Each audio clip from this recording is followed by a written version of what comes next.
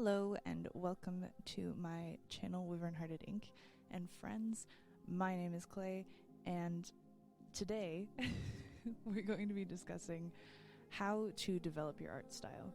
This is a big question and it's a very common question, especially among really younger artists, and it's understandable. Like, you feel like you can't create something unless it's in your style, and you don't have a definitive style for quite a while when you're young.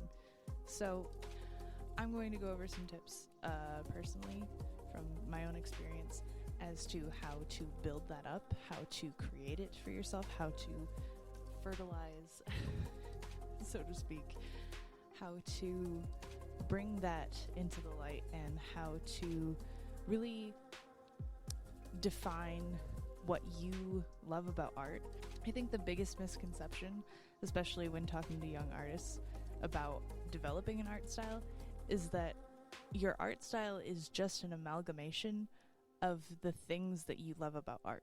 And I think one of the most beautiful quotes I've ever heard was from my own mother, and she talked about how art, and the reason that it is so important and so beautiful and so intriguing to people, is because it is how that artist or that person perceives the world, and it expresses those things to us. And I think that there is something so pure and beautiful about that we don't think about on a daily basis. And it's not only what you see, but it's what you're affected by, what's in your environment, what's going on in your life, what have you gone through. And the reason as young artists that we tend to not have much of an art style is because we are still developing those things. We're still figuring out who we are.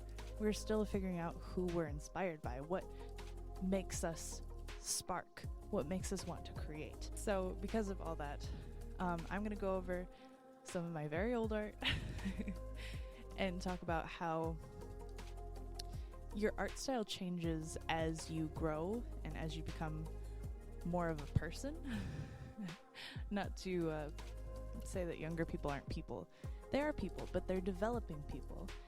And while you will develop and change all throughout your life, that is the period of time where you are the least sure of who you are. And it shows. But that's not a bad thing. Anyways, I'm going to go flip over to me looking at my actual art and talking to you guys about it. This is the level of artistry that I am currently at. I would still consider myself an intermediate level artist, but this is my art style, and these are pages of my redone comic Harkøth's Blood, which you can find on Webtoons. Well, there still is a canvas section available anyway.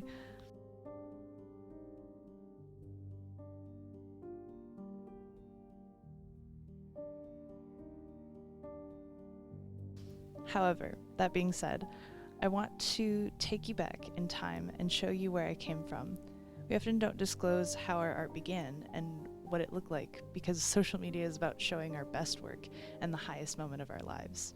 I grew up in a very artsy family. My mother has a bachelor's degree in fine art, and my father is a musician and sound man.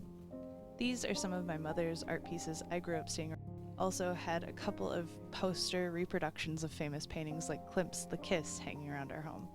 However, I was born in the mid-90s and was heavily influenced by cartoons and movies as a child. While all these things influenced me, I was still a child and therefore wasn't much improved by these things until I got a bit older.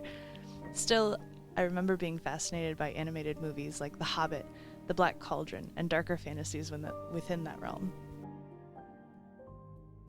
In elementary, I began to see how often people used images to create stories and grew obsessed with creating my own.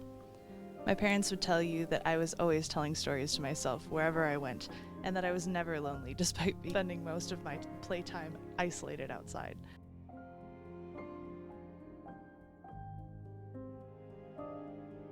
I fell deeply in love with storytelling, but this was the mid-2000s, so now my main influence as a child living in a small town with little access to internet was anime.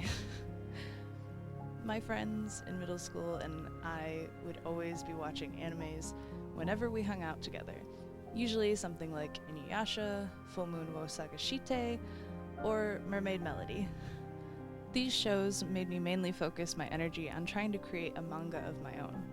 While I don't have much of my old work, I did manage to find this old gem from when my best friend and I were planning on making our own manga together. It was kind of a dystopian, science fiction, romantic comedy, because that's just where we were at, you know? Romantic comedy is like the basis for most young girls' anime. In high school, I mainly made small pieces around the edges of my school notes or full-blown projects for the art classes I took every year. Still, my style wasn't yet developed as I was figuring out what mediums I enjoyed most, both aesthetically and practically. Most of my work was simply sketches, as I didn't have regular access to different types of paints outside of school. Most of my time was tied up in other obligations or distracting myself from all the work with video games. Video games became my new obsession, and I ended up going to college to pursue a degree in game art. However, I did receive a couple of how to draw manga books that were actually helpful to me during this time, which is a rarity, and was looking into more Americanized manga to help me tie the gap between my favorite shows and what was more accepted at college.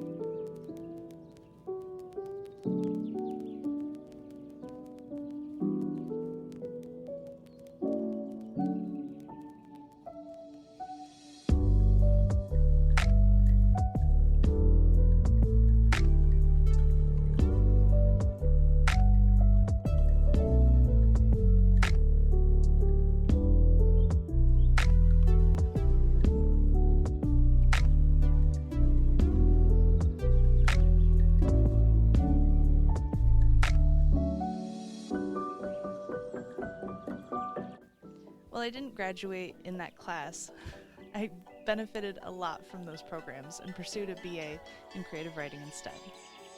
I'll go further into my experiences at art college another time, but it pushed me back into my childhood era of wanting to create my own stories with my art attached. Late in college, I focused on my writing degree and learned about all the different types of media that depend on a skilled writer. It brought me to the idea of writing scripts, and within that, writing scripts for comics. That's right, comics are written in a script form similar to TV shows and movies. Turns out that sequential art and films are kind of the same thing, just created differently. During my last year in college, I decided that I wanted to start the project that would launch my career, and so I began my work on Harkøth's Blood. That's right, from late 2017 into early 2018, I spent writing and illustrating that original comic. I didn't really have all the proper resources or access to as much as most people my age, but I did what I could. I was in a rough space mentally, as I was coming to terms with a lot of my childhood trauma. While illustrating these pages, I was getting back into a medium I hadn't used regularly in years, and having panic attacks 2 to 5 times a day. While it isn't much compared to my current work, it is what pushed me into my current art style.